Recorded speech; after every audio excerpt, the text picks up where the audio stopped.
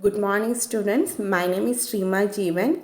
I am teaching Community Health Nursing, unit number 4, Epidemiology and the Nursing Management of Common Communicable Diseases.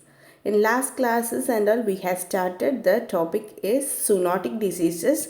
So under the zoonotic diseases, we are learning now that is rickettsia diseases. So it's a gram-negative parasites only. So I have told you last classes and all what is rickettsia and how it will be transmitting and all. So which are the types of rickettsia diseases are there, that is zoonotic rickettsia diseases. So we has learned about typhus groups, then second one is spotted fever groups and the others. Okay, so most common these are the signs and symptoms which was there towards the rickettsial diseases, or it's a zoonotic diseases only. And in India, among the major group of rickettsiosis, the common reported diseases in India are, there are four diseases is there: scrub typhus, Murrian typhus, that is we are calling as endemic typhus, then Indian tick typhus and Q fever. So we learned about what is scrub typhus. So what is a causative organism here? Is Rickettsia tuberculosis, and how it is transmitting means with the of mites and mice.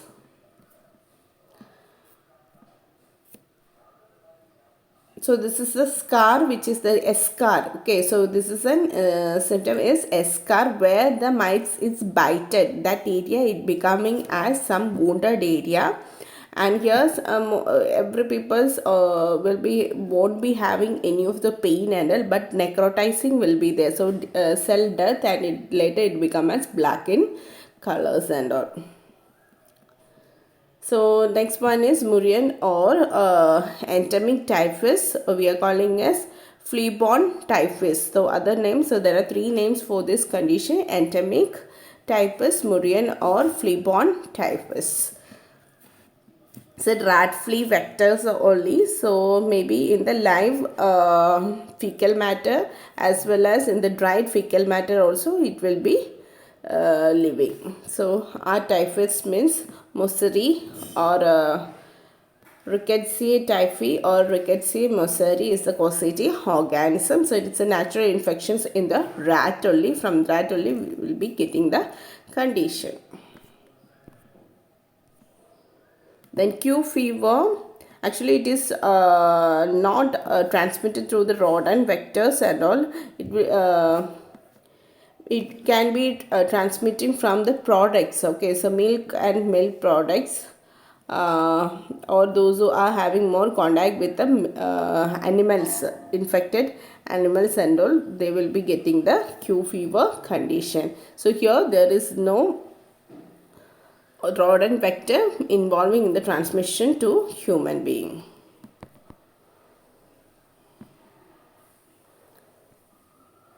Then we have started for learning what is the treatment for this one is antibiotic therapy only. Live activated vaccines are there, and some complications will be there, endocarditis. So that time we'll go for giving the combination therapies of antibiotics.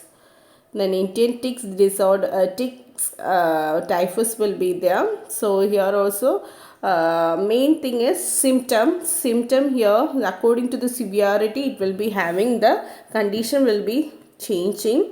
So symptom here, it's fever, headache, rashes with escar is there. So escar means it's becoming as wounded area where the particular bites is there. So that area won't be getting the pain and all, some people's, and which will be appears. So this scar in the Indian tick typhus will be appearing the wrist as well as in the ankles. And rickettsial pox, so it is similar towards the chicken pox. And Rocky Mountain spotted fever, it's also here the vector is ticks only, reservoir is rodents and dogs. And here some systemic complication will be there: respiratory failure, cardiovascular failure, central nervous failure, renal failure, as well as the hepatic failure. Then here, if you are not writing, abnormal findings will be there in the laboratory investigation of Rocky Mountain spotted diseases. So thrombocytopenia will be there, hyponatremia, and elevated liver enzyme levels. Then last class we have started about the investigation in rickettsial diseases. So PCR will be there. We are going for checking, and then serological test. So here in the serological test, mainly we are doing the Wilflix test, that is IgM ELISA test only, highly specified test for understanding the rickettsial diseases. We'll see the test in detail. So agglutination test, it's an agglutination test only, in which the sera are tested for the agglutinin 2O is antigen of certain non-motile protease stain. That is, it's a antigen stain only. So OX19 is there, OX2 is there, and OXK is there. Okay. The basis of the test is sharing or alkali stable carbohydrate antigen by rickettsia and by certain strain of protease. So protease stain is a different ways are there: OX19, OX2, and OXK. So according to that one, we are giving the test. So serum from the epidemic and endemic typhus agglutinate OX19 and sometime OX2. So we are taking the agglutinate antigen protease stain is maybe as differ. Maybe as OX19 will take, sometime we will be taking OX2 in the case of epidemic and endemic typhus. And in tick-borne spotted fever condition, both we can able to take, that is OX19 and OX2 are agglutinated. Okay, so either you can use the OX19 antigenic protease strain we can use, or OX2 we can able to give. Okay, so all here they has given us both we can able to use. Then OXK agglutinin are found only in scrub typhus, and that test is negative in rickettsial pox and OQ fever. Okay, so actually there are 4 antigen will be there. So this antigen and all, which are the condition we can able to see means epidemic and endemic typhus condition, agglutinin of antigen is OX19, and sometime we are getting the investigation report, the antigen, which type of antigen is OX2 also we can able to get. But in case of tick-borne spotted fever condition, so antigenic agglutinin will be both. So we can get a combination, we will be getting OX19 as well as OX2. Okay, then OXK we will be getting in the case of scrub typhus only. So which type of antigen means OXK agglutinin antigenic condition we can able to get. And this, when we are doing this test, in case of rickettsial pox and Q fever, you won't be getting any of the result. It is showing as negative only. Then false positive reaction may be occur in some conditions and all. So urinary or other infection by protease, and at time in liver diseases and typhoid fever. So in case if the person is having the any other diseases like urinary infection or liver diseases or typhoid condition means this condition will be giving a false positive reaction, and also sometimes the person won't be getting any of the rickettsial disease. Okay, so but they are showing some symptoms and all. So maybe when you are doing this Wilflix test, maybe it will be showing as positive. Okay, so it's a maybe if they had any typhoid fever or liver diseases or urinary infection, if they had means they will be this test will be showing as positive. Okay, but actually this test is only for the rickettsia diseases only. The patient won't be having the rickettsia diseases, but the test is positive. Okay, then hence it is desirable to demonstrate a rise in titer of antibodies for the diagnosis of rickettsial infection. A four-fold rise in agglutinin titer is prepared titer is a diagnostic. Okay, so there are different type of laboratory investigations are there to understand the rickettsia diseases and all. If one is fail means we can able to go for doing the other agglutinin titer test and all.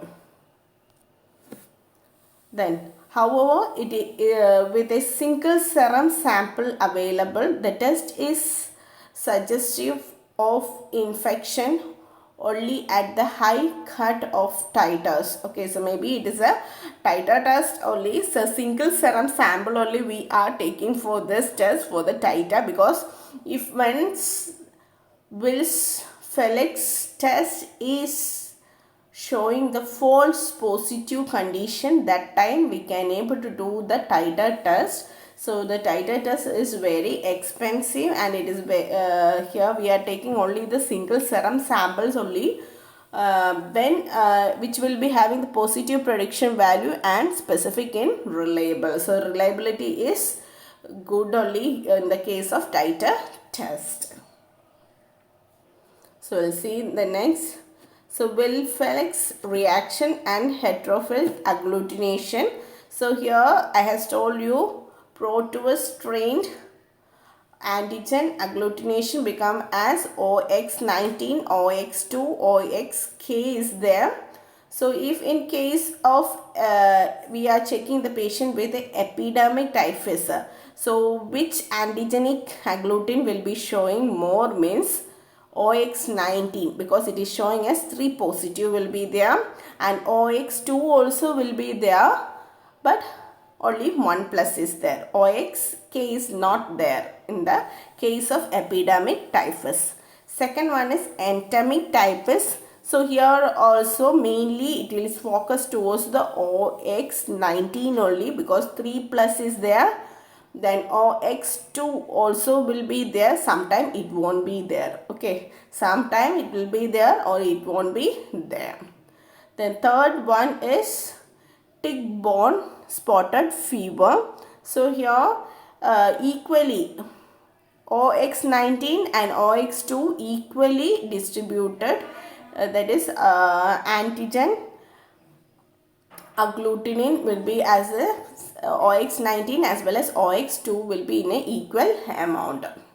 Okay, then scrub typus only will be having the OXK. The other serological test for the rickettsial diseases includes the specific IgM antibody test become positive only if the second week and the second sample is often required. So if the doctors they are telling of the second sampling technique, so we can able to make the including of IgM antibody test if becoming NA positive only in the second week of the condition of the patient. Next one is serological test cannot be provide early diagnosis, as the specific diagnosis may not be available until after the patient had died or recovered. Okay, sometime what happened here means serological test it cannot be provided in early diagnosis. Okay, so in the case serology test is becoming as failure only, because once the person may not have the availability of after the patient has died or recovery stage, we can't able to go for doing the serological test. It is not at all valuable.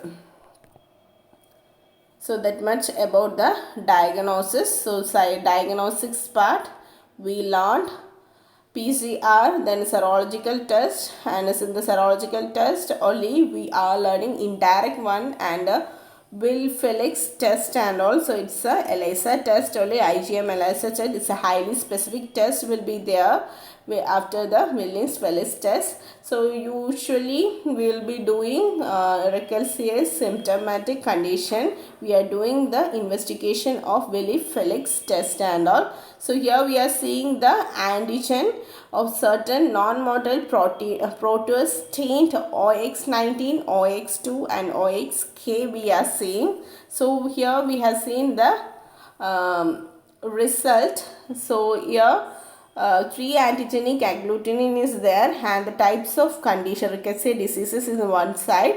So in the epidemic typhus, OX19 will be the major part, and endemic typhus, here also OX19 is the major part. And tick-borne spotted fever, it is having the both the role, that is OX19 and OX2 is the same level will be there. And scrub typhus, it is having only the OXK antigenic, which is containing non-motile proteus stained content. Then serological test, it's specifically towards the IgM test also we can able to go for doing in the second week only, and a second sample we can able to take. And serological test cannot be provide early diagnosis and all in this condition. Next heading is treatment. So in case of treatment, tetracycline is we can able to go for doing, and doxycycline we can do as per the doctor's consultant only we can able to give as tetracycline. And doxycycline we can give 100 mg BD we can able to give per oral, that is 7 to 15 days we can able to give. And chloramphenicol, the dose is 500 mg QID, means 4 times a day per oral, 7 to 15 days. Okay. So either we can give the per oral or IV we can give chloramphenicol, that is IV means intravenously we can able to give the chloramphenicol in the dose of 150 mg per kg per day for 5 days. See, so these are the treatments which we are giving towards the rickettsial diseases and all. Tetracycline we can able to give as per the doctor's orders and all. And doxycycline 100 mg twice a day per oral, 7 to 15 days we can give. Chloramphenicol 500 mg ID means 4 times a day per oral, 7 to 15 days. Either you can give the chloramphenicol in the per oral or the IV route of administration. So IV chloramphenicol we can give as 150 mg per kg per day for 5 days. Last one is control. How you can able to prevent and control the condition means, already I have told prevention we can give the vaccinations and all, and live activated vaccines and all we can give. And how you can control is the next point. So how you can control means we can able to control only the vectors, that is rodents and all we can able to control by some repellents and all we can give, that is killing of rodents and all we can able to give for controlling. And clearing the vegetation where the rats and mice lives. Okay, so where we are keeping all the food items and all, in that area you should go for thoroughly clean and clear the rodents from the particular area where you are storing the vegetation and all. And rodents control. So rodents, anthropoids and rodents we can able to control with the help of some insecticides or some rodent repellents will be there. So we can able to kill the rodents and all. And otherwise safety place we can, where the rodents or the vectors they are not coming inside the particular room where we are storing the food items, and also that facilities also we can able to do for controlling the rickettsial diseases and all. Okay, so these are the points which is there towards the rickettsial diseases. So today we has finished this rickettsial diseases which is coming under the zoonotic disease condition in a communicable disease section. So next class we will be learning the next topics, which is continuing towards the communicable disease, that is epidemiology and the communicable diseases of nursing management also is there. Hope you guys understood this topic. So we learned about the four disease condition in the rickettsial diseases and all. Scrub typhus will be there, Murrian typhus is there, or endemic typhus. Then we learned about the spox, rickettsial spox. Then Indian typhus is there. Then we learned mainly we has learned about the conditions which is harmful for the human bodies through maybe as Q fever also is there. It's the other part of the conditions. So Rocky Mountain spotted diseases and all we has learned. Indian ticks I has told you before. We'll see once more here. What are the topics we has learned here is. So in India only the four things, that is scrub typhus, Murrian typhus and Indian tick typhus and Q fever. So here first three is having the relation towards the rodent is the mode of transmissions, and in Q fever there is no rodents, it is directly this condition will be transmitted from the product of the animals, which is infected animals. So here we learned about the new word, that is eschar. So according to the different type of condition, the eschar. So eschar means a black ulcerated lesion may develop at the site of inoculation. So where it is inoculated, that area becoming as black discoloration or ulcerated form will be there, which we have seen in the pictures. So hope you guys understood the topic, that is rickettsial diseases. If you are having any doubt means you can able to ask me directly personally. Thank you.